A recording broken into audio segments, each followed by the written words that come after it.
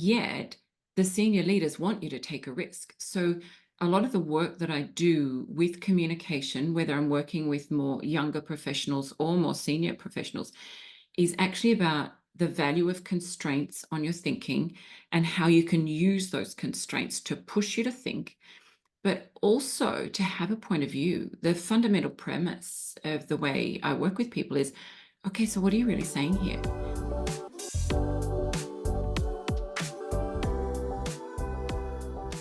Davina, welcome to the Book Thinkers Life Changing Books podcast. How are you feeling today? I'm awesome, Nick. It's so good to be chatting with you again. Yeah, we're here to talk about all things communication, how to communicate collaboratively, more efficiently, in a faster manner. So there's so much value that we're going to unpack today. And I'd even say that effective communication skills are more important today than they ever have been before. So before we jump into that wonderful subject, though, I'd love to understand your background a little bit because I don't know too much about it. So how the heck did you get into this space? Oh, I have an eclectic career. So I began as a kid on a potato farm in Australia and thinking that anything was possible because I had no idea what anything was, right? So there were no sort of limits in a way, but also no constraints around like what a career looked like. I had no idea about any of that. So I became a kindergarten teacher, which was such the wrong thing for me to do. Okay. Just wrong. And so I did that for a heartbeat. And through a series of steps, I changed careers completely into communication. And then by chance, I would say, joined McKinsey in Hong Kong as a communication specialist. And so I learnt to write when I was at Teachers College. A wonderful Australian author taught me how to write as part of the teaching curriculum. So I knew that that was something I really enjoyed. And I just landed on my feet with this communication specialist role at McKinsey. And, it just blew my mind. It's to the ways in which you can think about communicating, about how you can use a really structured way to unpick. I don't know, the first thing I did was something like 50-page PowerPoint on restructuring the Singapore Stock Exchange. I mean, I had no idea about any of that kind of world. But the techniques they taught me meant that I could do that. So going from using really creative techniques to these highly structured ones was really quite fun. The things that I learned at Teachers College from this children's author were fantastic, but totally useless, in fixing 50-page PowerPoint.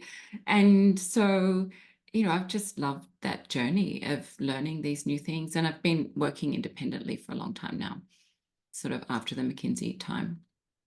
Yeah, I have a bunch of questions that we can unpack, but my first one is a little bit out of left field. So you mentioned growing up on a potato farm in Australia and Mhm. sort of believing as a kid that you had no limits because you didn't know that those limits or constraints existed.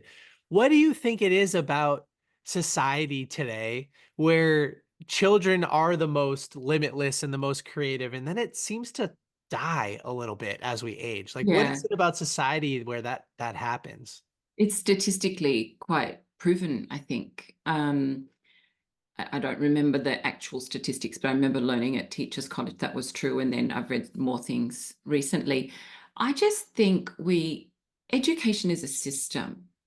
Let me reframe that. Schooling is a system that you've got to get through to function in our society. And so, unless you have an alternative education pathway to go through homeschooling or Montessori or some of these other Steiner type ways of learning, where I don't know if it's cause and effect, whether the kids who go through those pathways have parents who are really determined to let them be, or whether it happens because they're there. I don't know. But I think, school is a system. It's an industrial system, isn't it?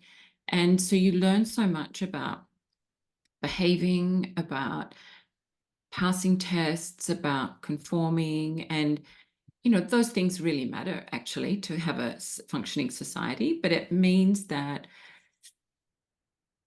I think, some of the creativity gets lost. You've got big classes, you've got kids who just got to keep up, got to do the thing, you know. So I think it's just the way it works, isn't it, really? Yeah, I think so too. My wife and I, we just had our first baby. Let's see, only Congrats. like 2 weeks ago, Oh less. my And word, you look remarkably fresh for a man who's just had his first baby. Congratulations. yeah, thank you so much. And over the last year or so, we've been doing a lot of reading, as you can imagine, somebody Oh like me yeah. would do. It's my favorite way to learn. And I just read a book called The Montessori Baby. And I think that is a path, or homeschooling. I think that some version of those things will get mashed up into how we decide to raise our child. Because just like you've highlighted, I've noticed that so many people, especially business people, as they age, they get less creative and more structured. So my next question for you is, with the senior leaders that you help, do you find that they lack creativity and they're too structured? Do you find that they're too creative and Oh, lack structure? I know I there are so think, many other variables other than those two yeah. things, but they sort of exist on a spectrum sometimes, don't they? I think there's a suggestion in what you're saying there is that creativity and structure are opposites. I don't actually think they are. So I think that structure can push for creativity because constraints actually drive creativity. So when I look at why people conform, let's say, in a business setting, it's usually the social pressures around them and the fear of taking a risk. And yet, the senior leaders want you to take a risk. So, a lot of the work that I do with communication, whether I'm working with more younger professionals or more senior professionals, is actually about the value of constraints on your thinking and how you can use those constraints to push you to think, but also to have a point of view. The fundamental premise of the way I work with people is, okay, so what are you really saying here? And, if you are sitting at a desk some of the time, and even if you're not, sometimes um, you're not sitting at a desk very often, your boss actually wants you to think. And so when one of the biggest challenges senior leaders have is trying to peel off all the bureaucraties as to, what's really going on here. Whereas you get people in the middle who are a bit scared, maybe, who want to hold their position for whatever reasons. They're just not confident. Maybe they feel they've been promoted too far. Maybe there's all sorts of other reasons, which, I don't presume to understand them all. But I actually think the really successful ones are really creative. So I think it's the fear of having a point of view and standing out, and maybe the lack of confidence that people might have in having a really good discussion about something where you don't agree with someone. And you've actually got to stand up for your point of view, not in an aggressive way, but just say, well, the analysis I've done suggests this. And then if the leaders can hop in and say, well, that may be true, but how do we make that commercial? How do we fit that within the strategy? If you can think more and understand more about the strategy for the organization that you're working within and how the analysis, the work you're doing fits within the team, the division, the company's strategy, then it just becomes a great discussion. Ultimately, writing and PowerPoint are proxies for a discussion. So I don't know if I see a lack of creativity as people go up. I think people have the capacity for it. Oh, I do too. Yeah, Yeah. I do too. I love how you said constraints drive creativity. And Oh, that yeah. sounds, it almost sounds counterintuitive, but I've seen that play out in other areas of my life. I Hmm. mean, I don't do a lot of business papers in my day-to-day, but I've seen in other areas of my life where constraints actually drive all sorts of things, creativity, progress, like the limit itself actually creates opportunity. Yeah, that's right. And I mean, you think of what Elon Musk is doing at the moment. I think yesterday I saw in the paper that his rocket just landed back in the arms that it had launched from. And it was quite remarkable to think that this 18 or 19 story tall rocket went up and then back on exactly the same spot. And you think, what is it that makes him be able to do this? And I think he's had constraints for money all the way through. Obviously, he's phenomenally clever and he's hired phenomenally clever people. All of that comes together. But a lot of it, I think, is the constraints of how do we actually make that rocket land back in exactly the same spot? There's no wriggle room, is there? That's a tight constraint. And so if we think, well, communication isn't physics, Mm. right? But the way I work with it is using logic, where we have some rules, if you want to call them, a super short introduction, one single main message, and then a small number of supporting points that if we interrogate them, you can see the relationships between them. And so whether you're writing an email or a book, anything in between in any format, those principles apply. And so when I look at communication, if we think of that 50-page finance deck that I mentioned on the Singapore Stock Exchange, you say, okay, well, how could a kindergarten teacher with some communication training and an understanding of this structured communication toolkit, but really very minimal business and certainly very limited finance understanding, certainly no knowledge of how, stock exchanges work, like none. How could I take this really sort of unstructured 50-page PowerPoint deck with all these numbers? And I assure you, numbers are not my favorite thing. I can do the basics, but they're not my favorite thing. So how can I actually untangle it and turn it into something cohesive and coherent that I could then take to my boss, fear and trembling, because it was the first task I'd been given.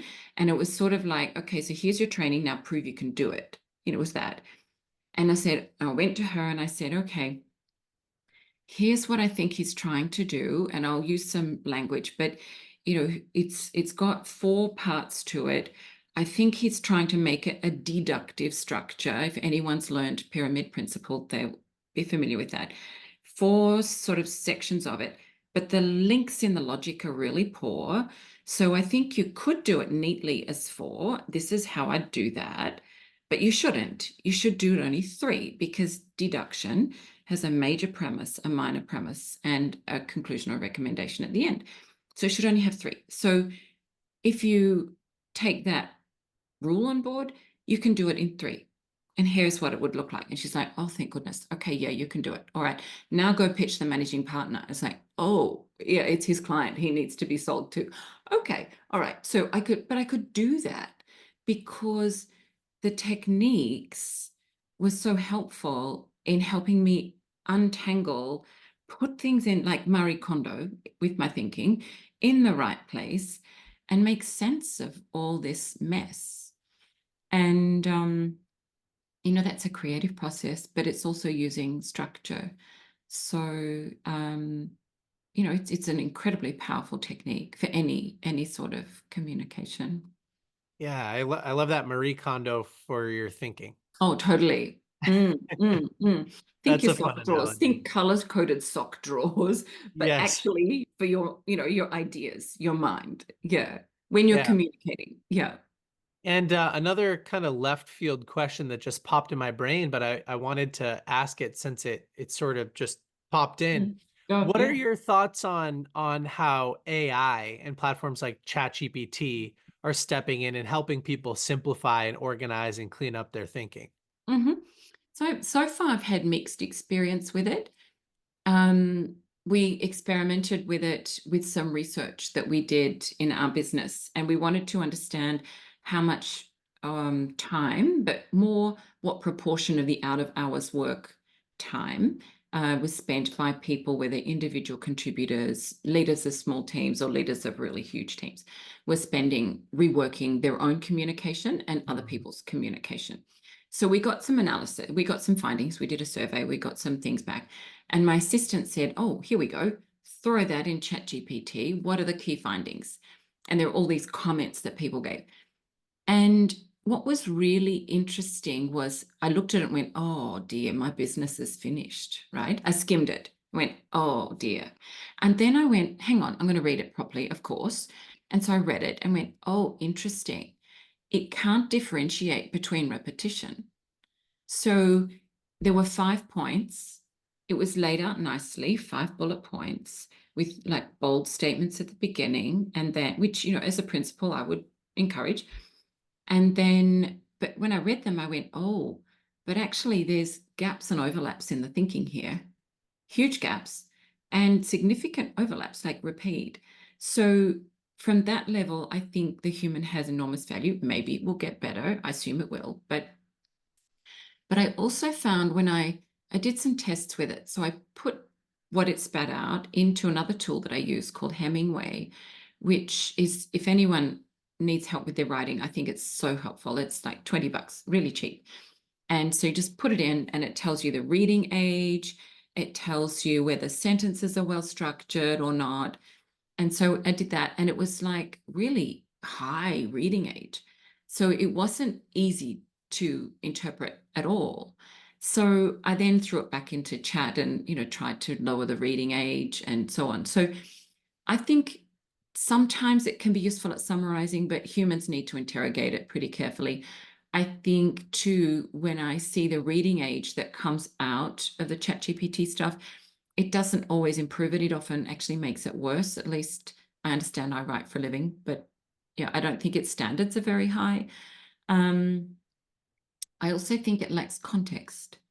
So where we add value, be it an email or anything, is taking the facts, and this is where creativity comes in. You take the facts and you look at your context and you say, how do these relate to each other? How do I actually make sense of this where I am? So what if the fact is this, if I can't make use of it? So ChatGPT can't make that bridge, right? Right. Yeah. No, I have also had a lot of mixed kind of experiences with it so far. I'm finding it really useful for some things and totally incompetent for others. And I think the human element is becoming more and more important, I think, over time. I think it's easy to differentiate what a system like ChatGPT might throw at you versus what a human who understands all of the context might be able to do. And you talk about that in this book. You talk Mm, about, for instance, understanding each stakeholder, their mm, role in the decision, what their expected outcome might be. And so those are variables that are hard to capture in a platform or a system like that. And you also asked me sort of what, before we press record, we were just mm. kind of chatting and you said like what differentiates your writing and your style from everything else? Because I have read a lot of books, and what I find with you is you're incredibly logical and you're incredibly actionable and thoughtful. And I mean, you come across as very articulate while talking with you. You also come across that way in the book, but it's really easy to understand. And you could tell that you're a professional writer in a different capacity, which a lot of authors don't come across that way. So, for all of Oh, those reasons, you're a human. And I think that's the most important piece. yeah, thank you. Yeah, no, it's an interesting sort of thing writing a book when you help people communicate, because I actually don't write very much at all anymore. I'm coaching other Mhm. people and giving them skills to help them write or, think through their messaging, really. If I think what is my thing, I help people think through their messaging and give them a technique for doing that. But one of the principles we work to is, okay, so if you open an email, a book, whatever it is, you should be able to skim it, and not just skim headings, but skim the messaging, and that it should make logical sense, but it also should make you want to know more. So you put an idea out there, a point of view about something, and then make someone go, oh, that's interesting. Tell me more, rather than holding it back to the end, bringing those ideas forward and making them really visible, structuring it visually to make it really easy to find. It doesn't matter if you're organizing a conference or, solving world peace. It doesn't matter what it is. It's the same principles apply, really. One Mm. of the things I remember from our first conversation, which feels like forever ago, I don't know when it was, a month ago, 2 months ago, Yeah, something not like that. long. Yeah, not that long, maybe a month, 5 weeks ago. Anyway, I remember just asking you more and more questions about what you do and who you Mm, serve with your books and with your coaching and everything that you do behind the scenes. And one of the things that really stuck out to me was you help people persuade others with their mm, writing, like mm, be more persuasive with mm, your writing. So I'd love to ask, like, for a little preview of that, could you share mm, some tips for the mm, audience, some things that they might be able to get from reading your work more, but just mm. like, how do you help people persuade others? I think first and foremost, it's almost the hardest thing in the world, right? Is understand them. If you think what are the hard things in life, is it's some of them are just cliche. It's like, well, understand your audience. It's like, yeah, sure, but how? Especially how when you never meet them, because you're often writing for people you never meet. And so I think, you know, having a very clear purpose for every communication. As a result of this email, I want Fred Blogs to agree to give me $50, I don't know, for my training workshop I want to go to, whatever it is. But thinking, where's the value in this for the other person? Now, in big corporate things, you first and foremost got to think about the organization as a stakeholder. What is the entity? What is the company aiming to achieve? What is your ethos? All of that.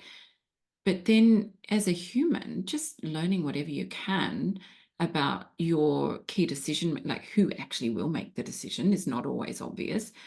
But then think, well, in terms of their role, what are they responsible for? That's more concrete, that's easier to find.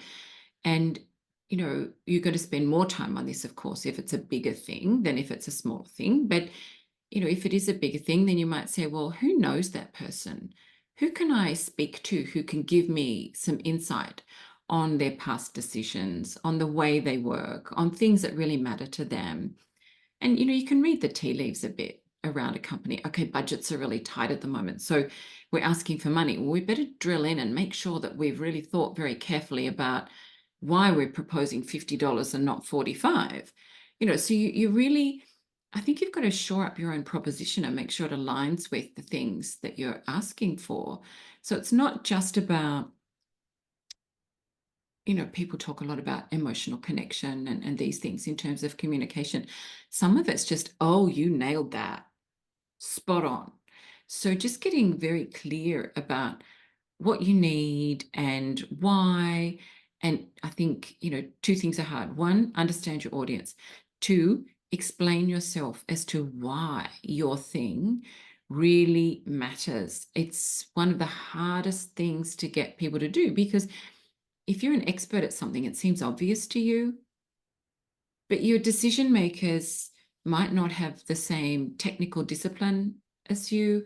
So if you're talking to a mid-level decision-making team, you've usually got people from all sorts of different backgrounds on purpose, right? So you've got the people perspective, the technology perspective, the marketing, every other perspective.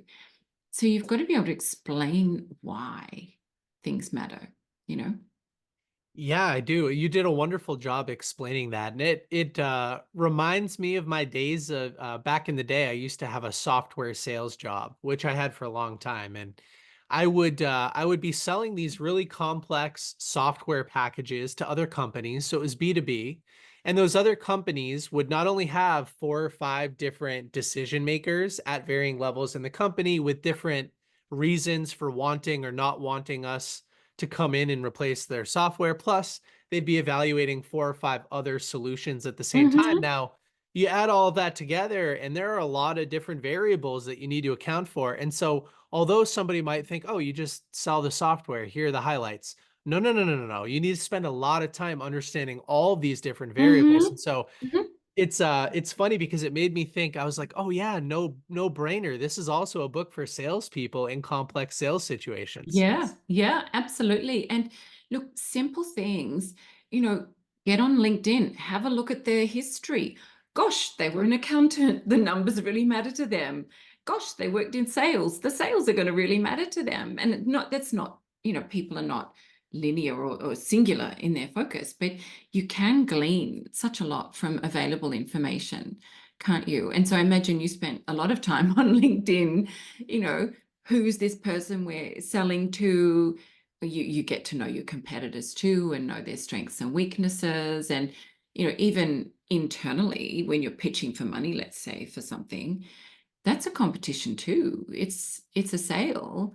Absolutely, it's a sale because every dollar is being prioritized and your leaders are making trade-offs. And do we give $50 to that or to that? And what matters more? And, you know, so many people come to me and say things like, well, tell me why my communication failed.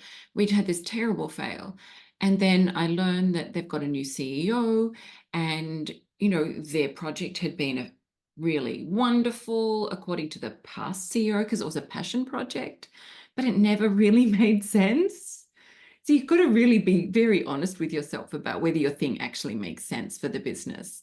And just know, okay, so this is, you know, my managers, the CEO, whoever, it's their passion project. That's great, but you've got to deliver value to actually make it work. It doesn't matter how beautiful your language is, you know, Yeah. it's got to actually do something useful. Yeah, yeah. Begin with the end in mind. What's the outcome, right? We talked about that a Mm, little bit before we press record, I think. And that's one of the cherished 7 habits from 7 Habits of Highly Effective People. Another one from that book is sharpen the saw. And it all that one always reminds me of the idea if you give me 6 hours to cut down a tree, I'll spend the first 4 sharpening the axe. And one of the things that you teach in mm, your work is how to mm. get to decisions more quickly. And what's Absolutely. Yeah, ironic about that too, just like the constraint thing earlier, is that if you want a faster decision, you need to spend more time preparing your pitch, basically your paper. absolutely. And so Mm. it requires more time up front, but that Mhm, sharpening of the saw, of the mhm, axe, actually mhm. creates a faster process for the decision.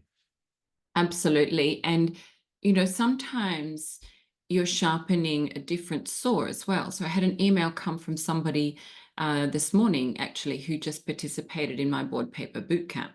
And she said a few things. And then she said, you know, it was so helpful to crystallize the messaging because we worked out that the reason we were struggling with it was that our case was too weak.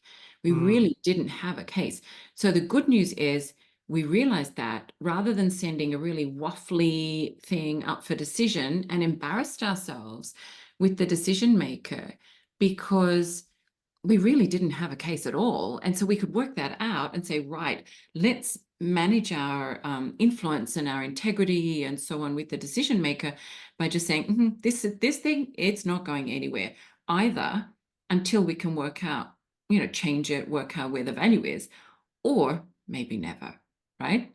mm, So it's being gutsy enough to actually say this thing doesn't help or it's just not ready.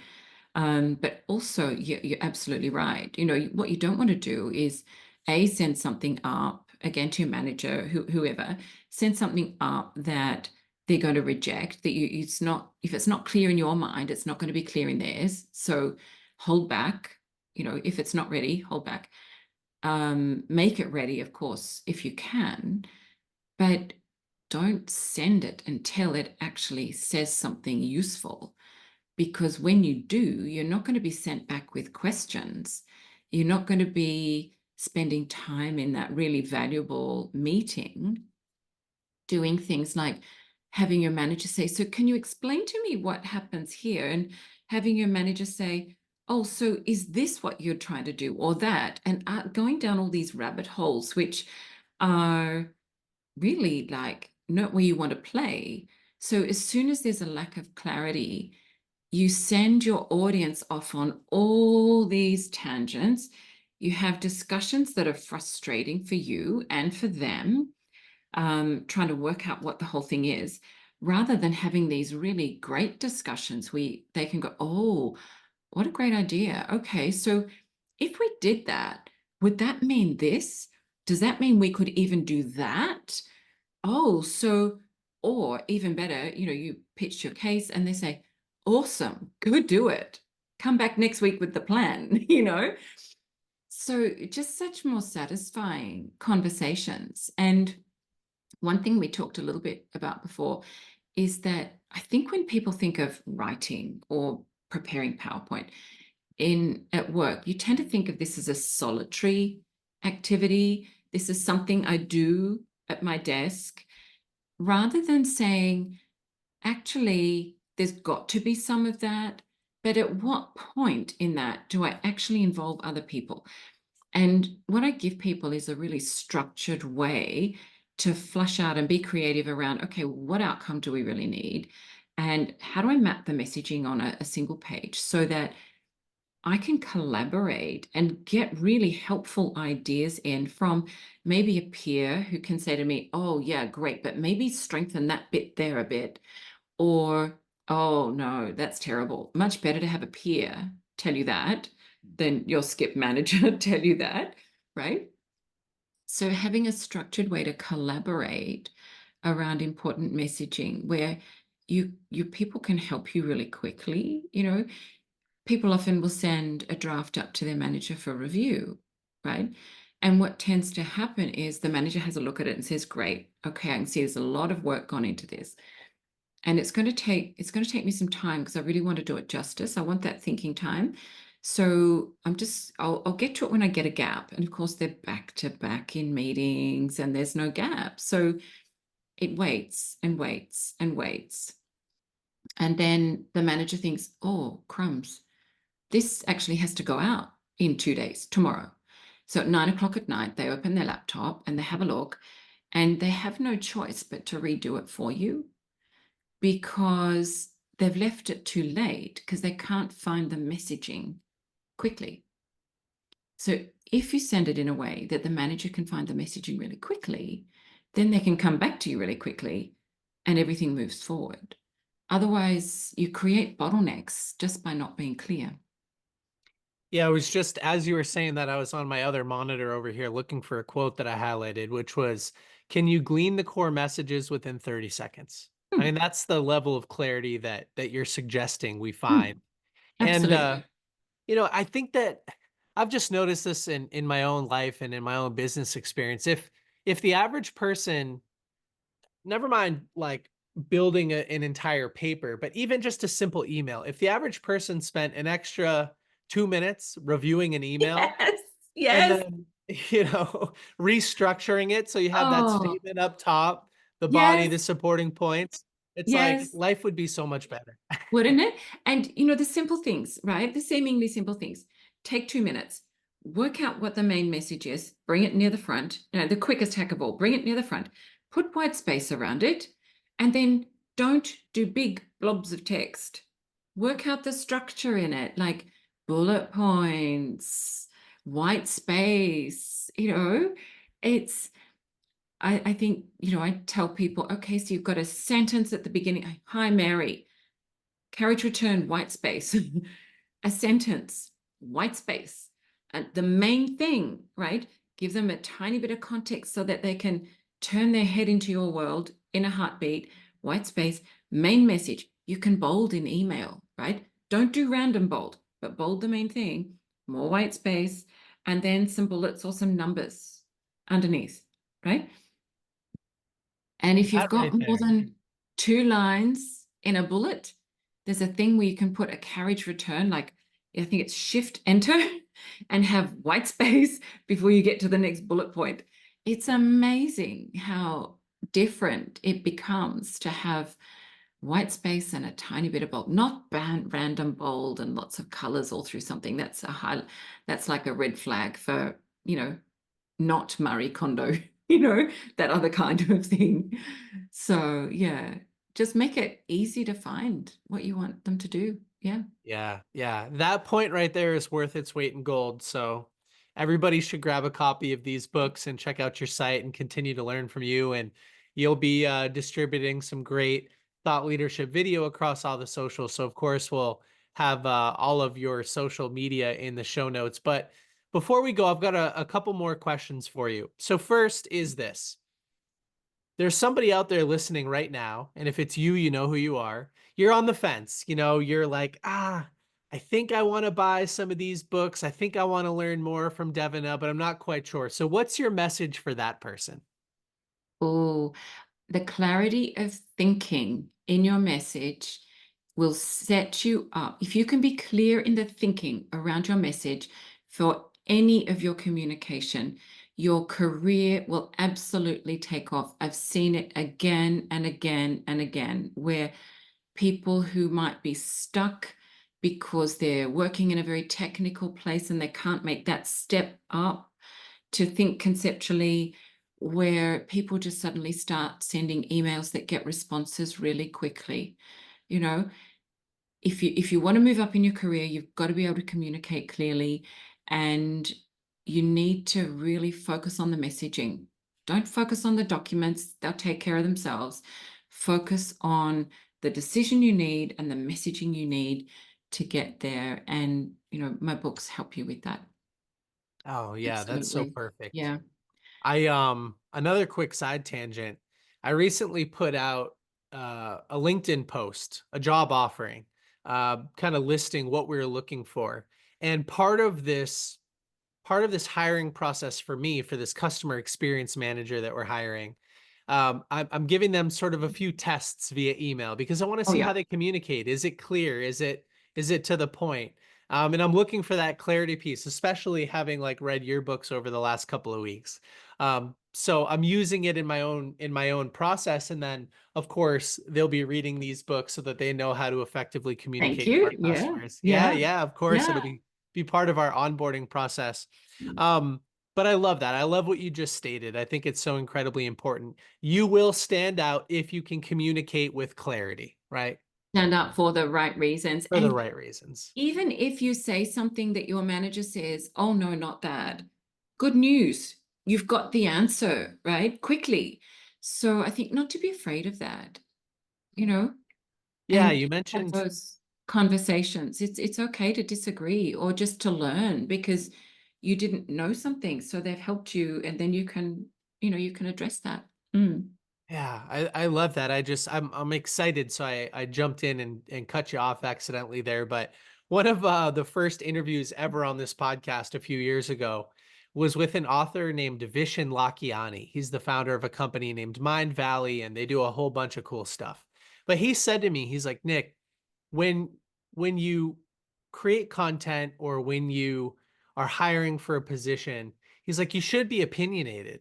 People should either love you Mm. or they should either know that they don't love you. But everything in between, that ambiguity, that's what creates mediocrity and sort of ruins companies. It creates miscommunication. And so I love that you're an advocate for being opinionated. State what you want or what you're for, what your opinion Mm. is as a Mm. result of the data. And if your manager or your senior leader or whoever the owner of the business doesn't agree, they can tell you that rather than be confused. And a confused Yes. customer always says no. Yeah. Definitely, definitely so. No, that's right. And, ultimately, it's all about contributing to progress, isn't it? And if you don't have clarity around your little piece of that, it's really hard to contribute to progress. And so, I love hearing things like, oh, I think there's a lot less silly emails floating around. I feel like it's just, our whole world is just feeling a little calmer because we haven't got all this silliness going on because people are actually thinking before they go send, you know, simple things, simple things. Yeah, you had a line in here. I'll find it real quick because I had saved it.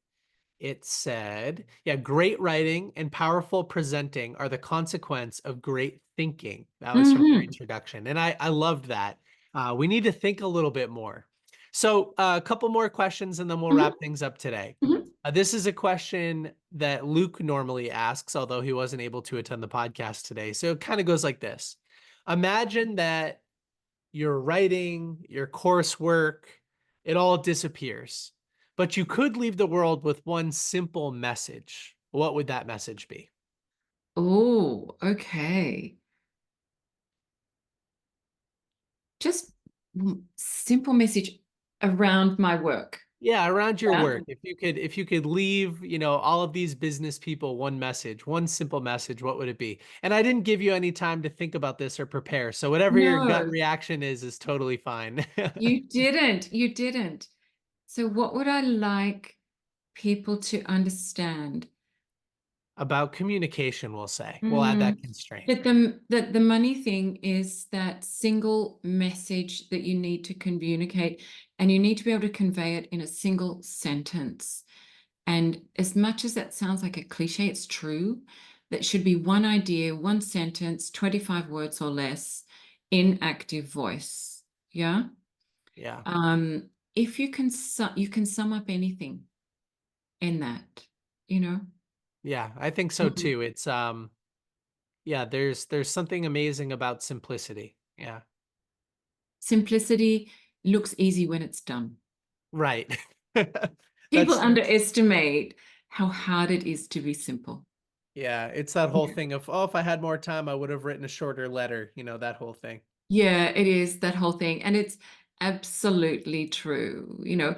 And well, here's another thing I'd add, there are faster ways to think than to write. A lot of people say, oh, the best way to think is to write.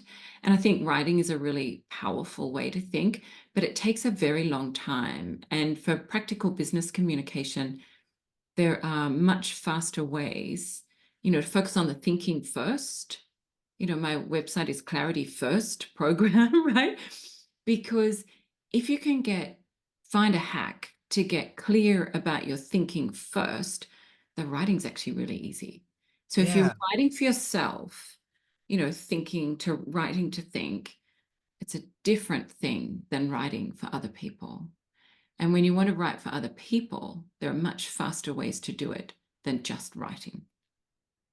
Yeah, so your version of if I was given 6 hours to cut down a tree, I'd spend the first four sharpening the axe. Your Mhm. version would be if I was given 6 hours to write a paper, maybe I spend the first four thinking. Thinking and talking with other people, Right. right? Collaborating too. Yeah. Yeah. And introverts need to do work on their own. So I don't mean to diminish that. I think that's really important. But as a result of this email, I need Mary to what? That little formula. Nail that and then work out what you want to say. Yeah. Yeah, and the rest is history. All right, second to Yeah. last question. For those that want to learn more about you and get copies of your books and learn from your courses and everything, where should they go? What should they do? Oh, wonderful. Come to my website, clarityfirstprogram.com. I've got some free courses. There's a 10-minute email course if you want to get a little taster of how I think and how I work. All the information about my books is there, my online courses, and my live programs as well. Okay, amazing. We'll make sure that all of those, well, that link is in the show notes. Okay, and here's my final question for today. I see a lot of amazing books behind you, including copies of your own. Yes, So, yes. and I didn't prepare you for this either, so whatever comes to mind first is totally fine. But what's the best book other than your own books? What's the best book that you read in the last 12 months? Making Time for Strategy by Richard Medcalf. I know Richard, I collaborate with him. And I just think that whole idea that, making time for strategy doesn't matter again what level you are, but making time to think. It's such an easy read. He writes beautifully and makes everything come to life so well. And the concepts are so, so powerful. They've really changed the way I run my business. So I'd encourage people to have a look at that one.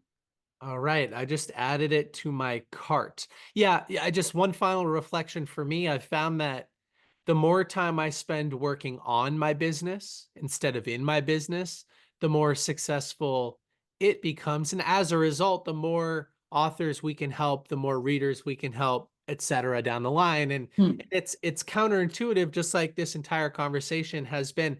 The more time you work on something, the easier it is to work in it later on. So Agreed. thank you. Listen, thank you so much, Devina, for the conversation today. You're obviously a wealth of knowledge. A couple members of the Book Thinkers team have had the chance to get to know you intimately, and they have nothing but amazing things to say. So I can't wait to continue to promote your work and promote you and help you get in front of the right people. And it's really been a pleasure chatting with you today. No, my pleasure, Nick. I've loved working with you and your team also. It's been a real treat.